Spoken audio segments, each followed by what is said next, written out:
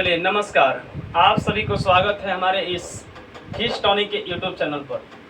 हम लोग इससे पहले बात कर चुके हैं, व्हीटस्टोन ब्रिज के बारे में बात कर रहे थे। जो भी था उसका थ्योरी निकाल चुके, फार्मूला निकाल चुके, संतुलन की स्थिति देख चुके, हर तरह से हम लोग उसको देख चुके हैं। उससे कुछ प्रश्न बन रहा था, व्हीटस्टोन ब्रिज की सुग्राह्यता, उसी में कुछ अनुपातिक हो जाता, ज्ञात हो जाता, अज्ञात हो जाता, उसी में कुछ संलग्न हो जाती, सबको हम लोग कवर कर चुके हैं। अब इसका नेक्स्ट आता है इसका ऑब्जेक्टिव प्रश्न देखने की बारी। इससे रिलेटेड जो भी ऑब्जेक्टिव है उसको हम लोग आज कवर कर लेंगे। तब इसके बाद आएगा बहुत बढ़िया सेक्शन जिसको हम लोग कहते हैं मीटर ब्रिज। फिर आएगा विभव मापी, पोटेंशियोमीटर। धीरे धीरे टॉपिक बढ़ते जाएगा हम लोग का।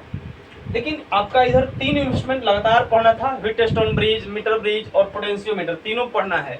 एक आपका कवर हो चुका है, बस केवल ऑब्जेक्टिव बचा है, इसको आज कवर करेंगे। ठीक, इसके बाद स्टार्ट करेंगे हम लोग मीटर ब्रिज, तब पोटेंशियोमीटर स्टार्ट होगा।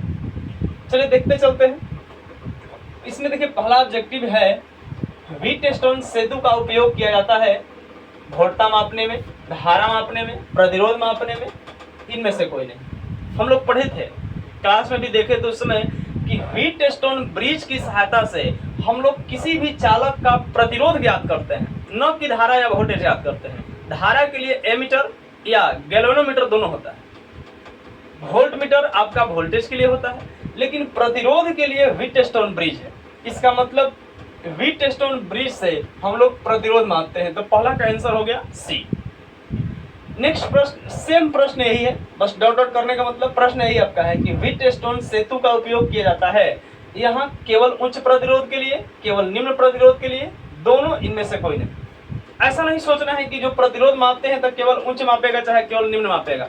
ये दोनों तरह के जो प्रतिरोध होगा दोनों को मेजरमेंट ही करता है, दोनों को मेजर करता है। ऐसा नहीं कि खाली निम्न के चाहे उच्च के, दोनों को ही मेजर करता है। तो यहाँ ध्यान रखना है कि व्हीटस्टोन ब्रिज तो प्रतिरोध मापता है, लेकिन दोनों तरह का, उच्च का भी निम्न का भी, यानी कि आंसर इसमें आपका आंसर भी इसका सी होगा। व्हीटस्टोन ब्रिज दोनों तरह के प्रतिरोध को मापता है, उच्च को भी और निम्न को भी। नेक्स्ट थोड़ा प्रश्न देखिए, सोचने वाला प्रश्न है। धीरे धीरे आपका प्रश्न का लेवलिंग बढ़ेगा, क्योंकि 2 प्रश्न आपको खोज करने के लिए दिए थे। यहाँ से आप धीरे धीरे क्वेश्चन बढ़ते जाएगा, हल्का टर्निंग होगा क्वेश्चन। देखिए है कि यहाँ से प्रश्न पढ़ते हैं पहले, कौन असत्य कथन है। प्रश्न ज्यादा बड़ा नहीं है, बात स्टेटमेंट पढ़ा के इधर उधर घुमाएगा तुमको। खाली कह दिया कि कौन असत्य कथन है, माने गलत कथन को चुनना है। जो 4 स्टेटमेंट दिए हैं एबीसीडी करके, ये सब स्टेटमेंट दिया है, कथन दिया है, आपको गलत चुन लेना है क्रम से। थ्योरी पढ़े होंगे तो एकदम कंप्लीट हो जाएगा आपका। देखिए व्हीटस्टोन अधिकतम सुग्राही हो तब होता है जब चारों प्रतिरोध समान कोटि का हो। याद कीजिए, पढ़ाए थे हम, ठीक इसके पहले वाले वीडियो में हम पढ़ाए हैं व्हीटस्टोन ब्रिज की सुग्राह्यता। हम बताए थे कि किसी जो आपका व्हीटस्टोन ब्रिज है उसमें जो लगे प्रतिरोध होता है उसमें अल्प परिवर्तन करने से यदि गैल्वेनोमीटर के सुई में अधिकतम विक्षेप हो रहा है तो उसको व्हीटस्टोन ब्रिज की सुग्राह्यता कहा जाता है। और सुग्राह्यता अधिक तभी होता है जब सभी प्रतिरोध जो PQRS होता है सब एक ही कोटि का हो, समान कोटि का हो, एक समान कोटि का हो, जिसका ऑर्डर हो, यानी कि जो गुना में 100 लिख रहे हैं, चाहे गुना में 50 लिख रहे हैं, चाहे गुना में 1000 लिख रहे हैं, तो सब में गुना में 100 रहे, चाहे गुना में 1000 रहे, चाहे गुना में 50 रहे, सब में बराबर रहेगा तो उसकी सुग्राह्यता अधिक मानी जाती है। और सही एकदम बोल रहा है कि व्हीटस्टोन ब्रिज की जो सुग्राह्यता होती है अधिक तब होता है जब सभी का समान कोटि होगी। एकदम ही सही बात है, हम लोग को सही नहीं चुनना है, गलत चुनना है। इसमें आंसर होगा नहीं ए नंबर। अगला, फिर आपका व्हीटस्टोन सेतु में धारा मापी तथा सेल का स्थान बदलने से सेतु का संतुलन प्रभावित होता है। याद कीजिए, हम पढ़ाए थे उसमें आपका ठीक इससे पहले वाले वीडियो में सब है कि यदि आप व्हीटस्टोन ब्रिज में जो सेल लगा हुआ है, सेल और बीच में गैल्वेनोमीटर लगा रहता है, सेल और बीच में गैल्वेनोमीटर रहता है, उनके बीच में अगर स्थान को चेंज करें, एक्सचेंज कर दें, संतुलन की स्थिति में है, अगर दोनों के स्थान को चेंज करेंगे तो उसके संतुलन पर, उसके बैलेंस कंडीशन पर कोई प्रभाव नहीं पड़ता है। आपस में चेंज कर सकते हैं। यहाँ आपका गैल्वेनोमीटर था और यहाँ ठीक आपका यहाँ पर सेल लगा हुआ था, और यह अगर P है, Q है, R है, S है, तब P बटा Q बराबर R बटा S होगा तो संतुलन की स्थिति में है। अगर संतुलन की स्थिति में है तो G के जगह पर सेल और सेल के जगह पे G आपस में जैसे ही एक्सचेंज करेंगे तो उसके संतुलन पे कोई इफेक्ट नहीं पड़ता है, प्रभावित नहीं होता है। तो यह कहते हैं कि बहुत बढ़िया, मतलब कह सकते हैं कि चेंज करेंगे तो कोई प्रभाव नहीं पड़ेगा।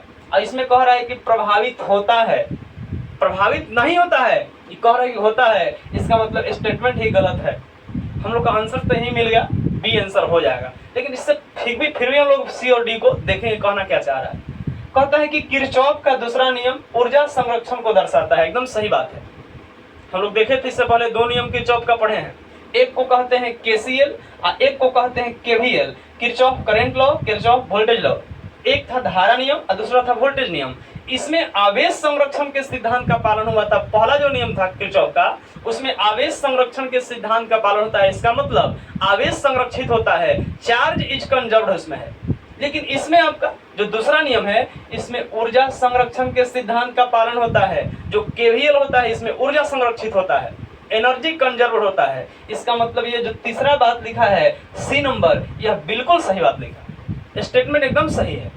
लास्ट है धारा नियंत्रक विभव विभाजक के सिद्धांत पर कार्य करता, मतलब धारा नियंत्रक विभव विभाजक के भांति कार्य करता है, उसी के जैसा कार्य करता है। एकदम सही बात है। यह आप पढ़ोगे। धारा नियंत्रक को हम लोग RH से सूचित करते हैं, इसको रियोस्टेट कहते हैं। जब पोटेंशियोमीटर पढ़ाएंगे जिसको हम लोग विभव मापी कहते हैं, तो वहां मिलेगा धारा नियंत्रक के बारे में। और वह जो धारा नियंत्रक होता है विभव विभाजक, ये क्या है वहां पर हम समझाएंगे कि विभव विभाजक है क्या। इतना मान के चलिए कि यह धारा नियंत्रक इसी के भांति कार्य करता है, इसी के सिद्धांत पर कार्य करता है।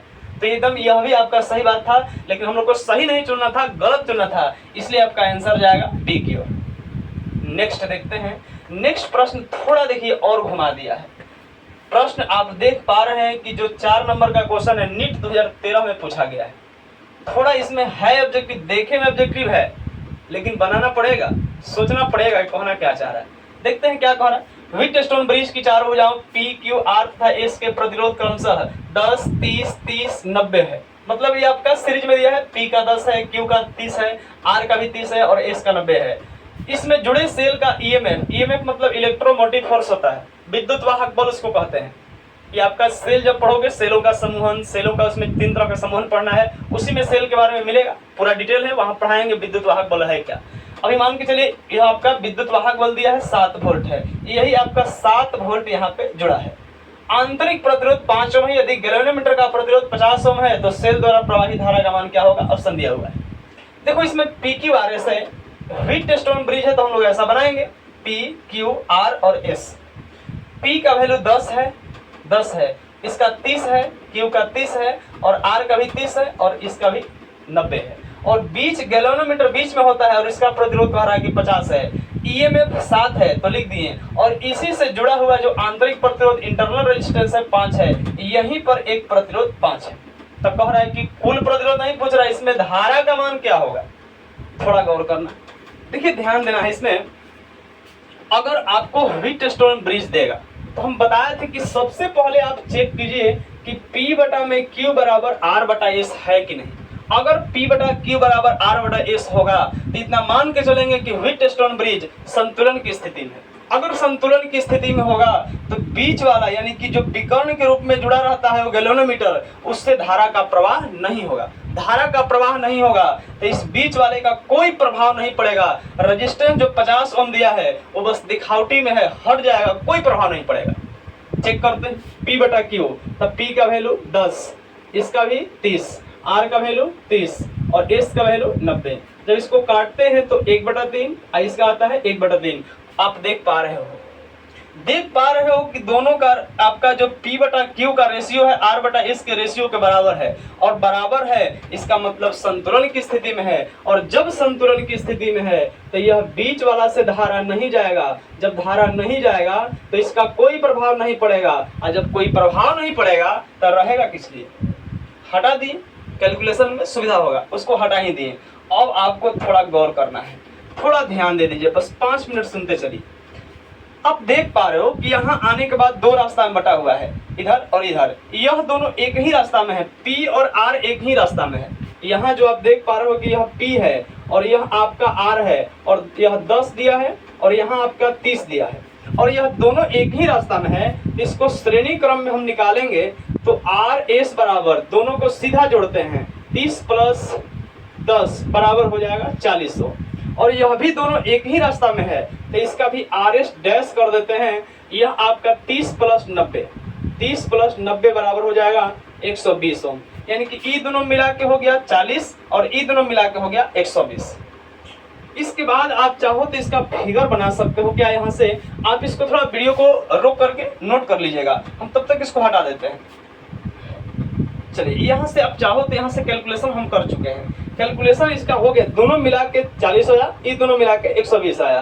तो यहाँ से एक और फिगर ऐसे बन सकता है कि हम देख पा रहे हैं कि ये दोनों मिला के एगो बन गया और नीचे जो दोनों है मिला के एक बना दिए और यहाँ से करंट निकाल के यहाँ सेट कर दिए।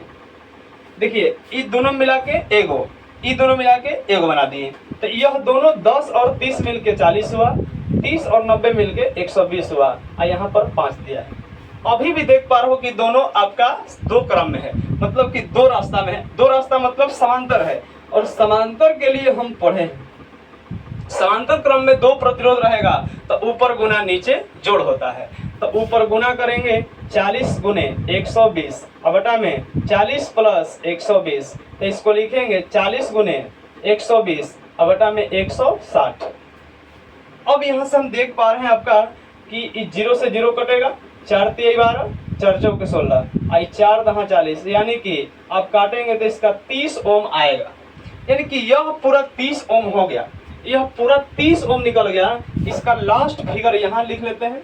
यहाँ के बाद आप चाहो तो यहाँ फिगर बना सकते हो कि यह देख रहे हैं कि सब मिला के यहाँ पे ये दोनों मिला के आपका यहाँ पर देख रहे हैं हम कि दोनों मिला करके कितना है आपका 30।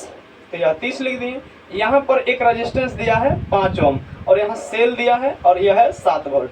अब देखिए यहाँ से जो धारा जाएगा तो दोनों एक ही रास्ता में हो गया, और जब एक ही रास्ता में हो गया तो दोनों श्रेणी क्रम में है। और श्रेणी क्रम में धारा यहाँ पर श्रेणी क्रम में रहेगा तो सीधा जोड़ते हैं, और यह लास्ट में है तो कुल प्रतिरोध यही हो जाएगा। इसको केवल आर कह दीजिए। 5 और 10, 5 और 30 आपका कुल मिला के जो प्रतिरोध कितना आया 30 ओम। ये प्रतिरोध निकला। हमें चाहिए धारा का मान। फॉर्मूला पढ़े हैं हम लोग, फॉर्मूला पढ़े क्या है कि V बराबर आई आर होता है। V बराबर आई आर, तो I बराबर होता है V बटा आर। V बराबर आई आर तो I बराबर V बटा आर, और V यहाँ पर 7 वोल्ट है तो लिख दिए 7। R का वैल्यू हम देख पा रहे हैं कि अभी कुल मिला के कितना मिला 35, तो यह हो गया 1/5। काटेंगे तो इसको 0.2 एम्पियर की धारा प्रवाहित होगा। यानी कि इससे जो धारा प्रवाहित होगा 2 एम्पियर होगा। आप आंसर में देख सकते हैं 1, 2, यहाँ पर आंसर आपका डी होता है। देखने में ऑब्जेक्टिव था लेकिन घुमाया क्वेश्चन था। चलिए तब तक आप इसको नोट कीजिए, फिर हम लोग नेक्स्ट प्रश्न की ओर देखेंगे।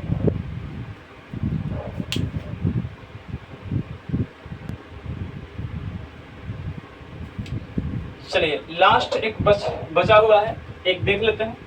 एक और प्रश्न है इसमें। एक व्हीटस्टोन ब्रिज की चारों भुजाओं में समान प्रतिरोध R है। यदि गैल्वेनोमीटर की भुजा का प्रतिरोध भी R हो तो बैटरी द्वारा देखे गए तुल्य प्रतिरोध होगा 4R, R/2, 2R, R। देख लेते हैं पहले इसका हम जो फिगर होगा उसको देख लेते हैं। पहले हम एक छोटा सा व्हीटस्टोन ब्रिज बनाते हैं, और व्हीटस्टोन ब्रिज बना दिए और इसमें कह क्या रहा है थोड़ा देख लेते हैं। यह P, Q, R, S, इसमें R दे रखा है जी, इसमें तक नाम अभी नहीं दे रहे हैं। देखिए सब में कह क्या रहा है, देखते हैं क्या बोल रहा है इसमें। सभी चारों भुजाओं का प्रतिरोध R है, मतलब सब के प्रतिरोध R ही है। माने यहाँ भी R, यहाँ भी R, यहाँ भी R, यहाँ भी R। और गैल्वेनोमीटर माने जो बीच वाला गुजरता है यह भी R ही है। तो बैटरी द्वारा देखे गए तुल्य प्रतिरोध होगा, माने कुल मिला के प्रतिरोध क्या होगा पूछ रहा है। बताइए R बटा R, चेक करोगे P बटा Q बराबर R, मतलब होता क्या है P बटा Q बराबर R बटा S। चेक करोगे तो आपका बराबर आएगा, क्योंकि R बटा R बराबर R बटा 1, 1/1 अनुपात बराबर आया। अनुपात बराबर के मतलब बीच से धारा नहीं जाएगा, और जब बीच से धारा नहीं जाएगा तो इसका कोई काम नहीं, हटा देंगे। अब बच गया है श्रेणी, अब फिर मारेंगे समांतर। तो श्रेणी के लिए RS, R प्लस R बराबर 2R। इसका भी श्रेणी करेंगे तो लिखेंगे, इसका भी RS डैश लिख देते हैं, R प्लस R बराबर 2R। और लास्ट में ई दोनों श्रेणी अब फिर समांतर। तो समांतर में क्या होता है, आरपी, और ऊपर गुना नीचे जोड़, ये दोनों मिला के 2r मिला है, तो ऊपर गुना और नीचे जोड़। अब बताइए यहाँ से 2r और 2r क्या हो जाएगा, 4r स्क्वायर, और नीचे ये हो जाएगा 4r, 4 से 4, एगो से एगो खत्म, यह आपका r निकल जाएगा। और यह आपका आंसर देख पा रहे हैं कि इसमें आपका यहाँ सी दिया गया, डी हो गया। आप इसका चाहे तो फिगर बना सकते हैं, एक और फिगर कहें तो ये दोनों मिला के देख पा रहे हैं कि एगो बन गया है और ये दोनों मिला के एगो बन गया है, और यहाँ से आप ऐसे निकाल सकते हैं, ऐसे निकाल दिए। और यहाँ देख रहे हैं कि यह दोनों मिलके 2r और यह दोनों भी मिलके 2r, और इन्हीं दोनों को हमने क्या किया, समांतर में निकाल दिया, और 2 रहेगा तो ऊपर गुना नीचे जोड़, आंसर r आ गया। चलिए बाकी इसको नोट कीजिए, नेक्स्ट प्रश्न की ओर बात करते हैं।